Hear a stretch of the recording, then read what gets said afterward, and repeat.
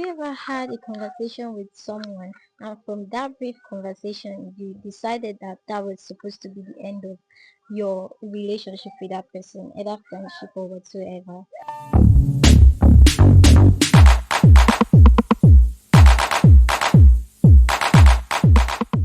There's this thing that I've observed. Everyone has a toxic trait, but most people's own are like at the minimum, right? Because no one is completely bad.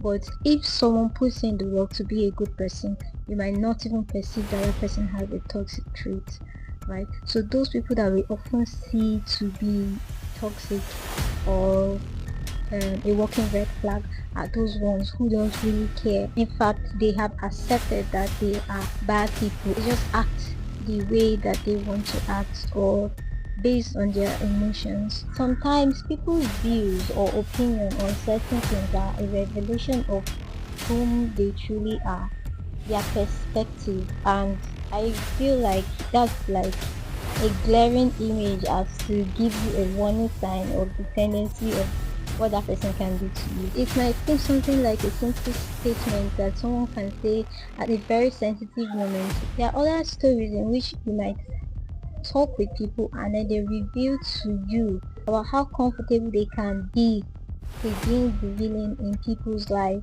And those conversations actually comes from queries. When that person says it, everyone can be like, nah, cruise or it's a joke. But regardless of how funny it might be, even if you laugh, it's a strike, yeah? It's a sign that you should actually be wary because it's not you, does not mean you might not be the victim in the next case scenario.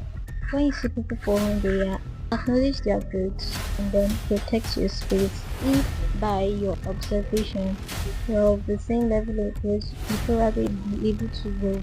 But for instance, being in senior secondary school, let's say SS1, and someone being in primary 1, you two, even if you decide to be friends, you cannot relate on a higher level. You cannot be the closest of friends because your mindset, there is going to be a huge bridge and you would have to have lots of understanding if you want to have that kind of person as a friend. You have to be patient with that person. I think can be applied to relationship, yeah.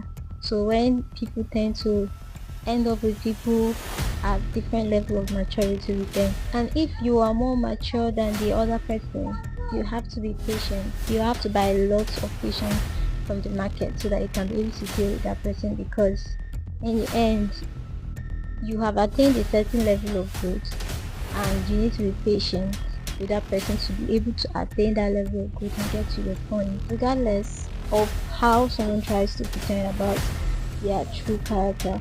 Something might slip out, and when it slips out, take notice of it. And yeah, we cannot change people, and if someone eventually changes and you think it's because of you, just know that you are more like a motivation or you inspired their change, but they decided, they made the major decision to actually change. So it's still on them deciding to do that. To see people for whom they are, acknowledge their coach, and protect your space if need be.